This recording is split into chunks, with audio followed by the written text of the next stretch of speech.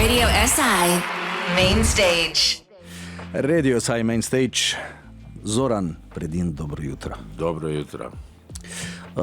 Nisi prišel z Ljubljane, danes si prespal tukaj, ne? Ja, v Orlu in je bilo malo prevroče, moral bi okno odpreti, pa sem bil prelen. Tako da, pa sem imel pa čudne sanje. Neki Romuni so se hteli pogovarjati z mano, Ja. Jaz pa ne znam romunsko. Samo veš, Tako da je bilo kar naporno. tale Orl nosi svoje zgodbe že iz časa prve izdaje našega svetega kluba, ne? Tako da v to smer zdaj ne bova šla, upam. Res je, včasih so imeli živo muziko v kleti, ne? In enkrat je Brane Rončel pripeljal trobentača z imenom Lester Bowie. Odličen band, v Unionski je bil koncert, pa ko je bilo vse ostalo zaprto, so jih pripeljali pač v Orlovo klet, ne. No in pol je tam ne vem, kjer je bil iz tistega lokalnega benda našega, je rekel, tak, zdaj je pa v našo družbo prišel še David Bowie. In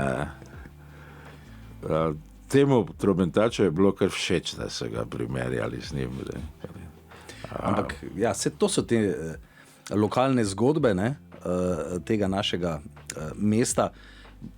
Bi se ti strinjal, včasih so radi zapisali gospodje, da gre za jugoslovanski Liverpool, ne, za Maribor. Biti kot predstavnik novega vala in opazovalec se strinjal. Zdaj en film je od Jurjaševiča, ne, ravno premiera je bila kakšen mesec nazaj v Minoritih, o bendih iz 60-ih pa 70-ih let. To je res, to je super. Tu tudi največ ojačevalcev pa inštrumentov je šlo čez Maribor, dosti več kot iz Kopra.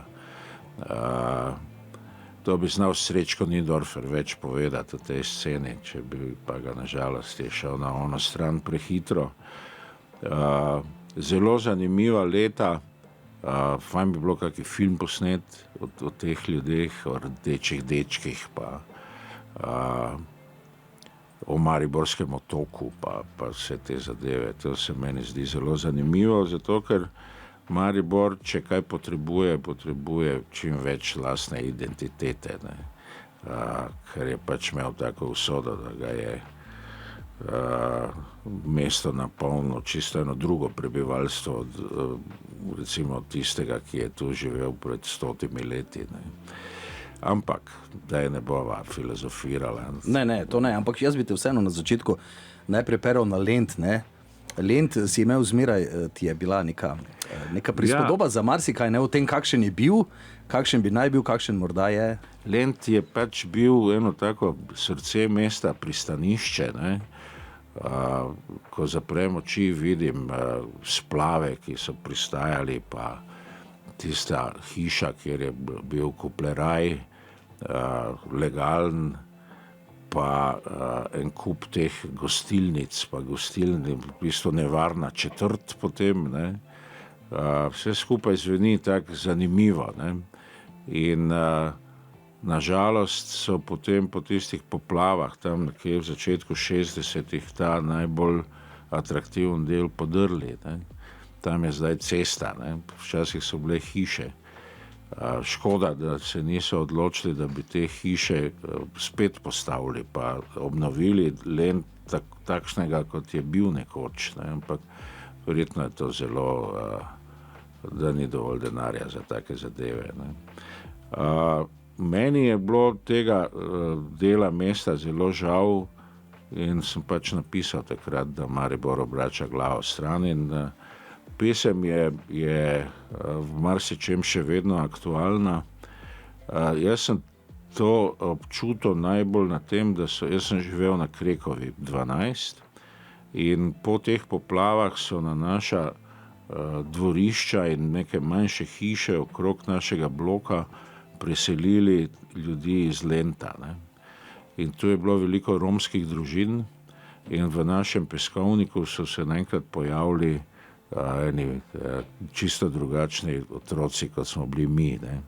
In pol je bilo treba se resetirati, pa neki novi red postaviti peskovniku, ne, kdo je glavni, kdo ni in tako naprej, ne. Tako da je bilo zelo pestro. Ampak vse te reči iz teh reči seveda si zmeraj črpal. Ne? Pri ustvarjanju besedil si bil zmeraj opazovalec. Ne? Saj tako je. Ne? Če si umetnik, te mora nekaj zmotiti in ti to zdaj ali narišeš, ali napišeš, ali uglasbiš. Medtem si zdaj izdal že v bistvu tudi 3. knjigo, tako da ti lahko rečem tudi Zoran Predin pisatelj, ne? Cirkus Astralis. Je šel v zgodovino, ne? Nekako tematsko tudi. Ja, to je taka, jaz pač zdaj, če že pišem romane, hočem, da so zanimivi in drugačni od vseh ostalih. Ne?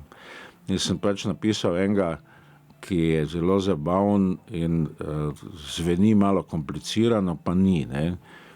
Dogaja se na 4 nivojih in sicer prva ideja je bila, ko sem nekje slišal, da če hoče za reinkarnacijo duša pozabiti svoje prejšnje življenje, ne, da mora popiti malo vode iz čarobne reke Lete v podzemlju. In malo nerodno je, če se spomniš prejšnjega življenja, v novem življenju, v prejšnjem življenju si bil, ne vem, motokrosist, v naslednjem življenju si pa, ne vem, medicinska sestra. Ne? In pol, če se spomniš prejšnjega, ne, zna biti to dokaj nerodno. Ne? Zato je boljše, da ga pozabiš. Ne? Pol pa sem to kombiniral še z hinduizmom. Najnižja kasta v hinduistični veri so tako imenovani nedotakljivi. To so ljudje, ki se sploh ne smejo družiti izven svoje kaste z nobenim. V Indiji ne sme biti v istem prostoru s tabo in tak naprej. Skratka, popolnoma deprivilegirani. Oni so pa za svoje zločine lahko kaznovani s transmigracijo v žival. Pravi, človeška duša se transmigrira v žival. In to delajo samo z tistimi hudimi zločinci. No in jaz sem jih potem zbral iz zgodovine nekaj živali, resničnih živali in seveda nekaj resničnih ljudi te sorte, ki so bili kazensko transmigrirani v te živali. Se pravi, niso smeli spiti nič vode, spomnijo se točno vse, kaj so naredili takrat, ne, in prihaja do zelo zanimivih situacij. Jaz se vedno rad igram s tem, da eno resnično osebnost združim z eno mojo izmišljeno in jo postavim v eno situacijo, ki se ni zgodila, ampak bi se lahko zgodila. Ne. In pol ti v enem trenutku postane vseeno, če se ni zgodila, važno je, da je fajn in da se fajn bere. Ne. Celo to stvar sem postavil v frizerski salon, ker sem gotovil, da se noben roman še ne dogaja v frizerskem salonu. Vsaj jaz ga ne poznam. In tam napisal zgodbo na tak način, kot so bili včasih doktor romani.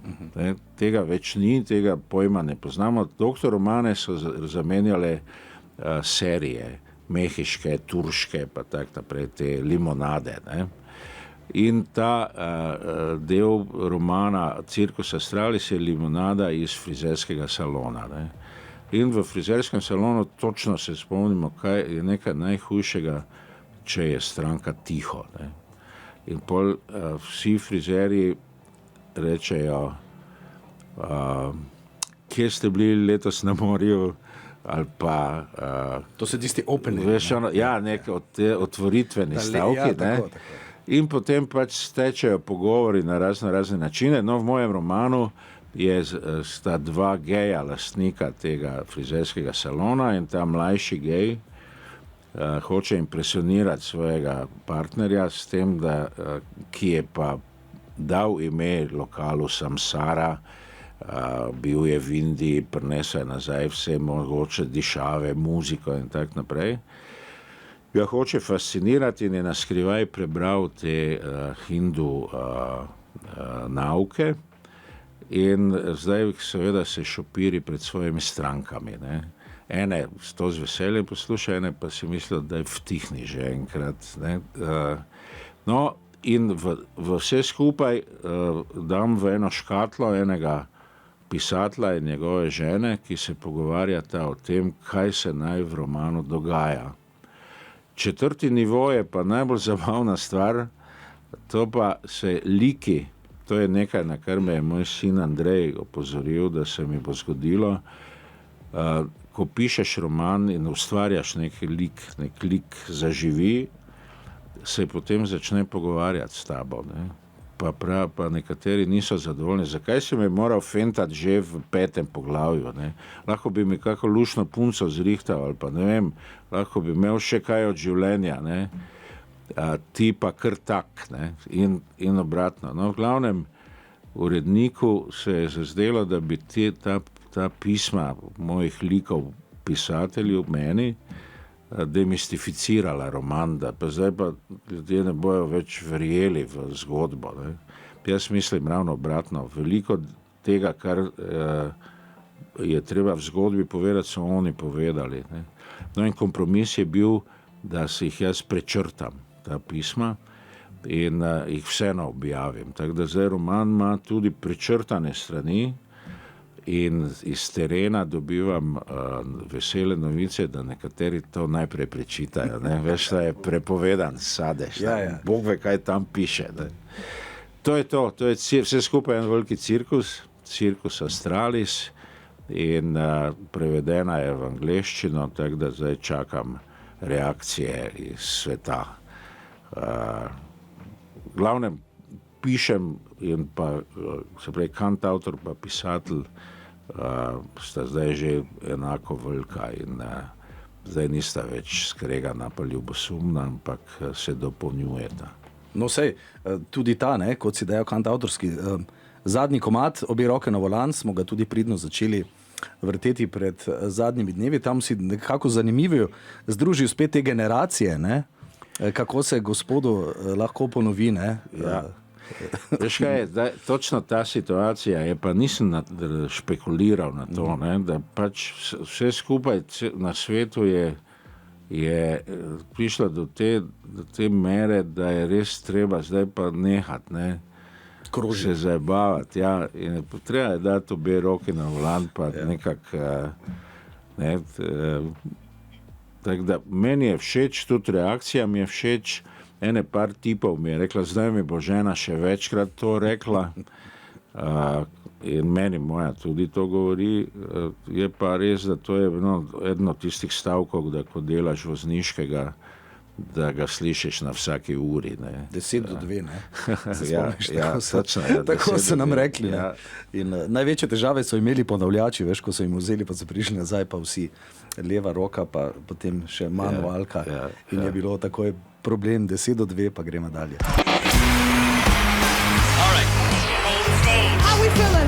Radio SI Main Stage. Radio SI Main Stage, Zoran Predin je z nami. Prišel si sam, prišel si kot kantavtor danes. Ja. Zvok še boš malce nastavil, ampak če malce pridem nazaj, ko sva začela z Obe roki na volan, sva se zdaj izven etra pogovarjala, da nekako gledaš, da bi prihodnjih nekaj skladb ali pa rečemo dometraža albuma šel v to podoben zvok, kot smo zdaj slišali pri komadu, ki si ga izbral, oziroma neko nadaljevanje, kot je bilo pri Obe roki na volan. Se pravi, malce bi se potopil v tale gospel, ne? Ja, gospel mi je, kot ste slišali tudi v prejšnji pesmi Shooting Stars, postal velik izziv. Jaz priznam, da ga še ne znam zaranžirati, zato si bom poiskal prave sodelavce, da me to naučijo in da skupaj naredimo, ker bi rad ta žanr rhythm and blues in gospel pripeljal tudi v slovensko glasbo, v slovenske verzije, ker se mi zdi nekaj, kar je vredno truda in raziskovanja. Ampak nič se mi ne mudi in jaz nekako mislim, da bi v roku enega leta, da bom mogoče danes leto dni pri vas lahko album predstavljal, kaj takega. Album, se veš, včasih je bilo, ne vem, koliko je album, ne? Pa so vzeli 10, ne? Takšna lepa številka, potem so prišli CD-ji, ki so omogočali 70 in nekaj minut. Zate je album, ko je zgodba zaključena, ko je neko število komadov, ali ko rečeš, zdaj pa sem zanko. Ja, album je ena taka forma, ki ima 10 pesmi, predvsem zaradi tega, ker ena stran prenese 22 minut najboljše reprodukcije. Vse, kar je več kot to, so brazde ožje in je zvok slabši. Tako da recimo, da spraviš po 5 komadov na vsako stran. Druga stran je, moraš eno dramaturgijo narediti, ne? S čim bo začel A stran, s čim boš končal, da bojo potem obrnili na B, da bo B prva dovolj zanimiva, da pol poslušajo do konca. Ne? Poslušanje je aktivno, ne? Ni tako kot na CD-ju, ko lahko preskakuješ. Poleg tega imaš to eno vitek, ki je ponavadi poln zanimivih informacij, besedila, fotografije, kakšni odmevi, članki in tak naprej. Ne? In album se vrača. Ne? Ta, vidiš, analognost je spet moderna, ker so se ljudje najedli vseh teh zvokov in teh reprodukcij. In pa živi koncerti so spet totalno aktualni. Po koroni so živi koncerti prav zacveteli. Ne?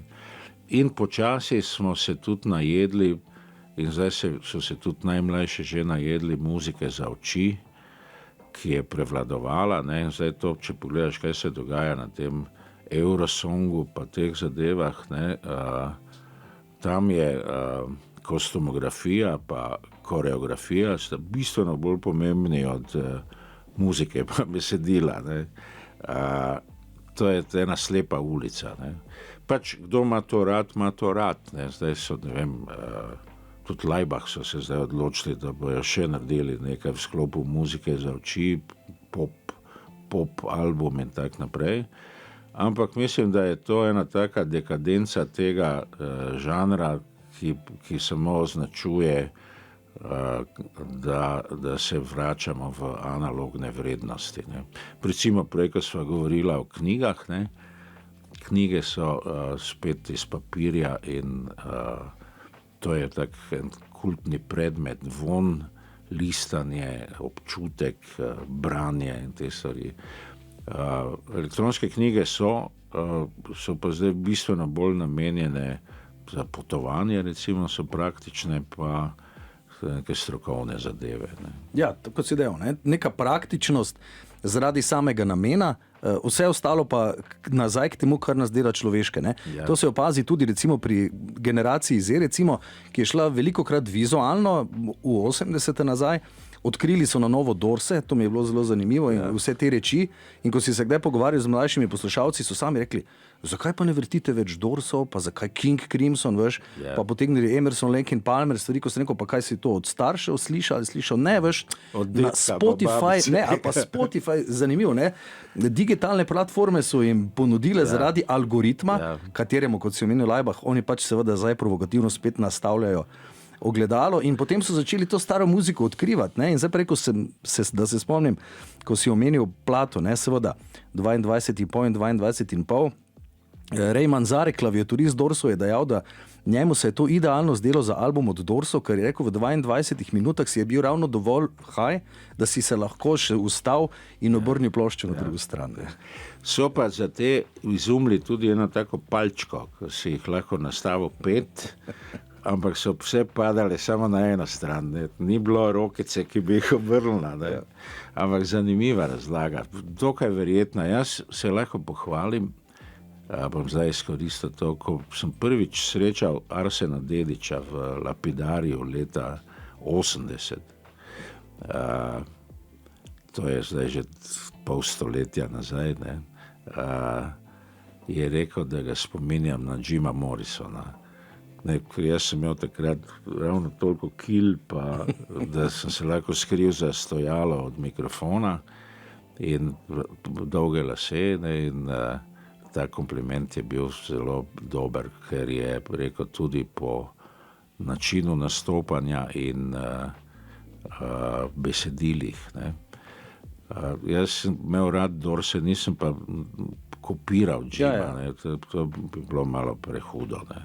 Ampak vseeno, ne, na koncu. S tem, da Jim je šel v Astralis z čisto drugačnimi sredstvi kot mi smo imeli Pintaričev Gemaj, ki je dajal ene drugačne rezultate. Sploh povratna informacija je bila.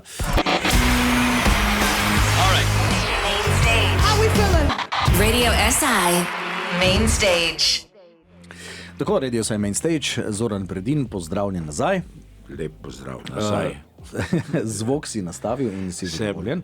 Sem, zadovoljni so z mano, pa za sliko sem se tudi zmenil, da bojo naredili tisti efekt, ko bom 10 kg lažji. Ja, glej, če boš sam stisnil like, bo veljalo, sicer bodo v dvomih za zmeraj ostali, ne? Če malce pogledamo, glede na, prej smo nekako končali tudi s pogledom naprej, glede tvoje ustvarjalnosti, imaš en tudi zanimiv projekt, Analogna rasa, kjer si povezal, kot si prej dejal, svoje poznanstvo in znanstvo z nekdanjo državo in to povezal nek projekt, ki se sliši kako? Nikola Čuturilo je kitarist, s katerim sva že leta 1984 rekla, ker sva sorodni duši, da morava nekoč napraviti nekaj skupaj. Ne? Malo je trajalo, ampak lani nama je le ratala in sva posnela istoimenski album. Jaz sem naredil naslovno pesem, on je naredil pol mojih in nekaj sem jih tudi prevedel v slovenščino in on jih je tudi v slovenščini zapel, ker je imel trening pri moji prevajalki mojih romanov v srbski jezik in je z odliko položil to. Tako da bova zdaj najin program v drugem tednu v aprilu kot duo Analogna rasa promovirala tudi v Sloveniji.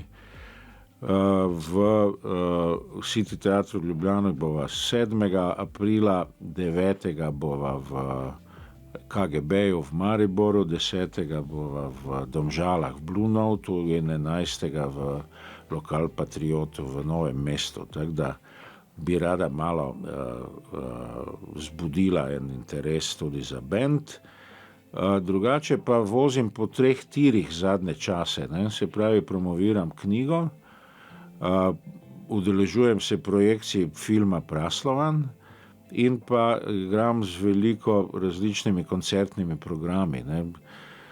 Nažalost sta mi 2 dobesedno umrla lani, skupino Šukar, Igor Mizdaris je šel na drugo stran in pa Matija Dedič, s katerim sva imela program Tragovi v sjeti, ki je bil tudi zelo interesanten. Tako da zdaj s Zoran Predin bandom, se pravi obe roki na Velan, moja mariborska ekipa igra tudi pesmi Lačnega Franca in z njimi bomo letos kar precej nastopali. Potem je ta program Zoran poje Arsena, ta je interesanten tudi za kompletno regijo in kompletno Evropo, kjer se vedno več igra. Letos v maju bom imel recimo v Göteborgu pa v Malmeju 2 koncerta. Enostavno sam kot kantavtor tudi na nek način, če živiš samo od glasbe, pač je treba biti skozi v akciji. Ne? Jaz grem jutri v Rovinj s knjigo, v soboto v Pulo s filmom, potem grem v marcu za en teden na en festival v Dubrovnik, potem, ko pridem nazaj, grem v Sofijo, v Bolgarijo na premiero Praslovana, potem grem še, kam še grem? Še grem okrog in okrog. Ampak skratka, veliko različne muzike, različnih jezikov in različnih medijev, ne? Se pravi, knjiga, literatura, film pa glasba. Ja. Tako da dolg čas mi ni. No. Dolg čas ni, pa glede na to, da je svet audiovizualen, ne, se morava vseeno malce dotakniti tudi. No. Praslovan je ponovno, ne, kot včasih kak band izda kak single, veš, ko jih ponovno potem naplavi še vse stare plate in to nekako te je spet reštartal zanimanje. Film je publiki, posebej slovenski publiki, odkril tisti del mene, ki ga publika slovenska ni poznala. Ne. To je vse, kar sem delal izven Slovenije, in tega ni bilo malo. Ne. Tako da po filmu mi je marsikdo rekel, tega pa sploh nisem vedel. Ne. Poleg tega je pa film narejen, ni tipičen film, v katerem bi, ne vem, samo talking headsi govorili, ampak je zelo duhovit in zabaven. Drugi ljudje govorijo o meni, ne samo o meni, ampak o tistem času. Ne. Tukaj recimo je zelo interesanten tisti del, ki se dogaja v Slovenski Bistrici, pa noter dajem vse stvari, vse neumnosti, ki sem jih naredil v življenju, ker so oslarije bistveno bolj zanimive kot pa nagrade, pa ta jajca. Ne. Tako da film mine hitro in v Mariboru je bil kar nekajkrat v minoritih, vedno polno in publika se je na glas smejala. Nazadnje smo bili na drugi gimnaziji za dijake, je bila projekcija narejena, ker so pol debelo gledali, ker so o meni vedeli zelo malo, nekaj par stvari. Tako da, ja, to so neke zadeve, ki so fajn, ampak zdaj, prej sem pa pozabil povedati pri analogni rasi, ne, da je akcija dvosmerna. Jaz bi rad namreč v Srbiji predstavil svoje slovenske kolege, ker je ta nesorazmerna situacija, ki se dogaja, da ko ima katerikoli srbski izvajalec v Mariboru koncert, pridejo od vse povsod iz Avstrije, Madžarske, Italije, Hrvaške in napolnijo dvorano. Ne. Ko ima slovenski izvajalec v Beogradu koncert, pa ni žive duše. Ne. In to bi rad obrnil. Ne. In se je začela akcija, ki jo sponzorira Sazas, da odpeljem na vsak koncert analogne rase v Srbiji slovenskega kolega. In sta šla v Čačak z nami midva, Dimek pa Tonč, pa Gušti v Niš, pa brata Vuksanović avtomobili v Beograd, pa Mef v Novi Sad, pa mariborski tile fanta iz, kaj je, no zdaj mi je padlo z glave, mariborski bend, vse se bom spomnil. In na ta način potem vežemo neke te kontakte, se naredijo in pozneje se lahko posamezni avtorji sami dogovarjajo naprej. Ne. In to grajenje mostov se mi zdi super. In tudi obratno, na Lentu bi moral z nami nastopati kralj Čačka, Nenad Marić, po moje najboljši srpski kantautor. Če imate kaj v arhivu, priporočam, ko ima Deda Mraz je Švorc, en tak čisto drugačen pristop. Je pa mu potni list potekal, tako da je ostal na meji. Je še dobro, da ni. To in pa ena lepa anekdota, ravno prej omenjene Dimeku in Tonču v Čačku sta šla v en lokal na mesne specialitete in pač njuna srbščina, in potem so se malo pogovarjali s natakarjem in potem sta tako vzneseno povedala natakarju: znate, nas dvoje imamo 3 dece. In potem natakar se je začel izogibati. Je poiskal. To pa je malo prehudo je bilo. Da. How we feeling? Radio SI Main Stage. Tako, Radio SI Main Stage, Zoran Predin je z nami. Zdaj sva že kar malce nostalgično vmes tudi postala, povezala, kar sva, ampak vendarle ne. To, kar je človek danes, je tudi zaradi tega, kar je bil včasih, tako ustvarjalno kot okoljsko, družinsko. Danes, ko pogledaš na, ti že imaš kar, bom rekel, si dokaj hitro imel družino, recimo imaš že kar tudi vnukov nekaj, imaš da občutek, da si tisti čiča, ki modruje otrokom, ali so otroci tisti, ki te za brado sicer tisto, ki je nimaš, ampak preneseno vlečejo, recimo? Pa jaz mislim, da eno in drugo. No. Glavne Čiča, ki si omenil, prvi taki udarec globoko pod pasom je bil v Sarajevu, ko sem imel en tak tudi kantavtorski nastop, pa je nekaj bilo narobe z Jack kablom. In pol je ta mulo, ko mi je pomagal tam, se je zadrl. SAD, Čiči, treba Jack kabel. In sem si mislil, Čiči, ti bom dal jaz Čiča.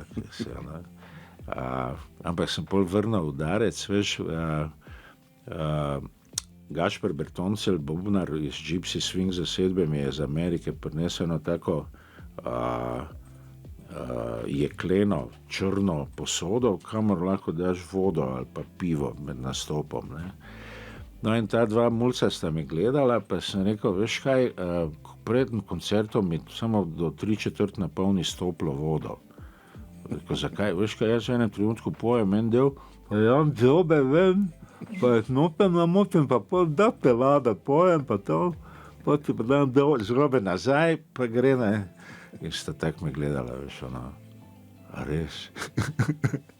Tako da, Imperi je vrnil udarec.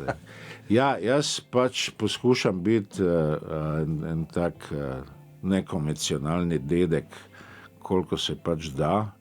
In mislim, da moj čas to dedkovanja šele prihaja, zdaj, ko so že, imam eno pubertetnico, pa 2 šahistki, recimo Rokovi punci, sta ravno kar na prvenstvu v Ljubljani, odlični šahistki. Mara me je premagala v 7 minutah, pa še risanko je gledala zraven, tako da šahist sigurno nisem. Ne.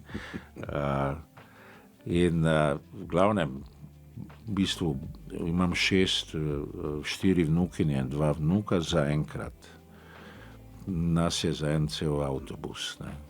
Veš, in to je ena taka družinska scena, ki se redko kdaj zgodi v popolnosti, ne, ampak se pa. In recimo, ko bo spet neka kakšna okrogla obletnica, bom probal vse skupaj zbrati, pa naročiti en avtobus, da se nekam odpeljemo. No, saj prav, ne. Saj, v tem je, ne, vsak pogled nazaj ti da energijo za pogled naprej, ne. Nekako tako je v življenju. Ja, s tem, da jaz se kaj posebej ne obremenjujem s tem, kar je bilo. Fajn, da je bilo nekaj, pa to, ampak tega ne more spreminjati to, tak je, mene zanima jutri.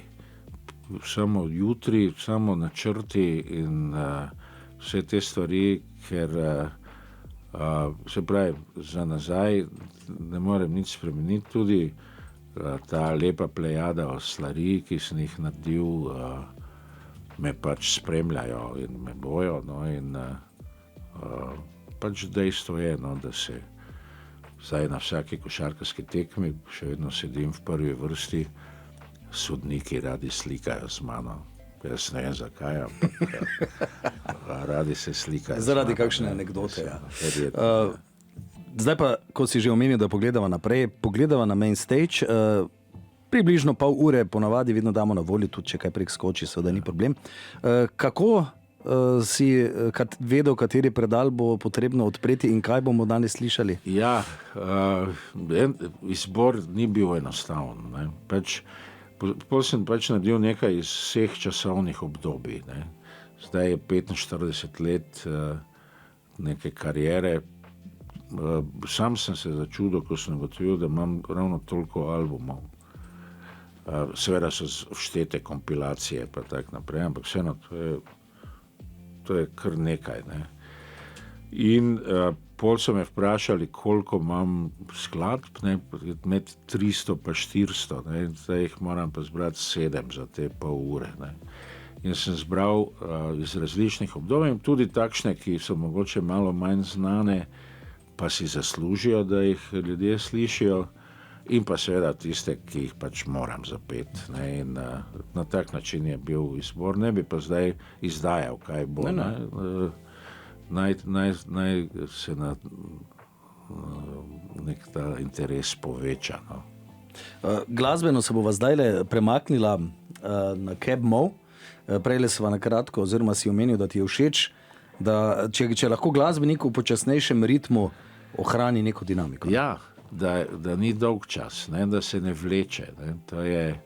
To je bila moja ideja pri Gypsy Swingu, pri ljubimcu iz omare. Ne. Šansone so ponovadi lepe melodije, pa veliko besedila, ampak na polovici pa je že malo dolg čas. Ne.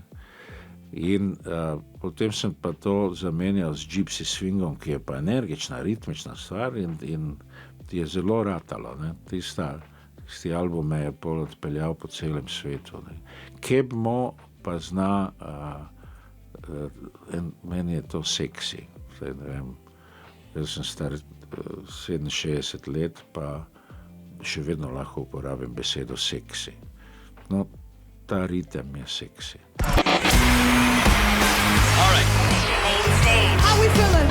Radio SI Main Stage. Tako, še zadnji kratek pozdrav iz studia, bi lahko rekli z Zoranom. Veliko si zadal, ne? To tudi vse ne moram reči, ne? Vse te načrte, ki si jih zdaj povedal, kaj vse boš počel, in prav je tako, kot si dejal, da je potrebno gledati naprej. Publika, kot si dejal, po koroni seveda smo začeli morda ceniti vse, kar to živo nas dela žive, seveda v interakciji tudi z glasbeniki, ampak vendarle za konec me zanima še, kam pa ti greš, ko si vzameš čas zase? Na košarkarsko tekmo, v gledališče, kino, kakšen muzej, pa recimo kako dobro gostilno. Ne. Pač koliko mi čas dopušča, tista, kako bi rekel, moja slaba stran je ta, da zamudim vse rojstne dneve, pa obletnice, pa vsi to praznujejo v petek ali pa soboto, ko jaz nimam časa. Ne. Zdaj imam še nekaj let do penzije, ne, in pol, ko bom v penziji, to se ne bo poznalo na mojih koncertih in tak naprej, samo en tak občutek, da se nikoli nisem verjel, da bom dočakal penzijo. Ne. Letos imam 50. obletnico mature, ko to povem, se samega sebe vstrašim. Ampak ja. In nekako se mi zdi, da prosti čas pač porabim, da obiščem, če se le da, če imajo čas za mene, svoje vnukinje in vnuke. In pa, se pravim, šport spremljam, kakšne tekme gledam, pa to filme na teh televizijskih portalih, pa tudi v kino me zanese. Moram priznati, da imam rad kino, ampak ne tisti kokica kino, bolj te artistične kinoteke. In to je več ali manj to. Tako da zdaj za konec ne bi rad nič bedastega izjavil. Enkrat sem se zafrkaval, pa sem rekel, da bom začel gojiti noje, da imam 2 jajci doma in da sem kupil tam eno zemljišče, da bom noje gojil. In potem sem imel 6 let telefonske klice o nojih, pa s čim jih bom hranil, pa koliko jajc znesejo, pa koliko kil mesa je na prodaj, pa tak naprej. Tak da danes tega ne bom ponavljal. Dobro, Zoran, hvala lepa za pogovor. Seveda bi kakšen drug format lahko izdal še kaj več, ampak to lahko pustimo, kot si sam že prej nakazal, tudi za prihodnost. Tako da hvala za obisk v studio. Hvala za povabilo in pa potrpljenje. Jaz vem, da z enim kakšnim kolegom, ki hitreje govori, bi lahko veliko več povedali, ampak jaz imam pač eno svojo panonsko brzino. Ampak glej, med vrsticami pa morda pride zraven še kakšno sporočilo, ki ga pa sicer bi komu drugemu ni. Hvala lepa. Hvala lepa. How we feeling? Radio SI Main Stage.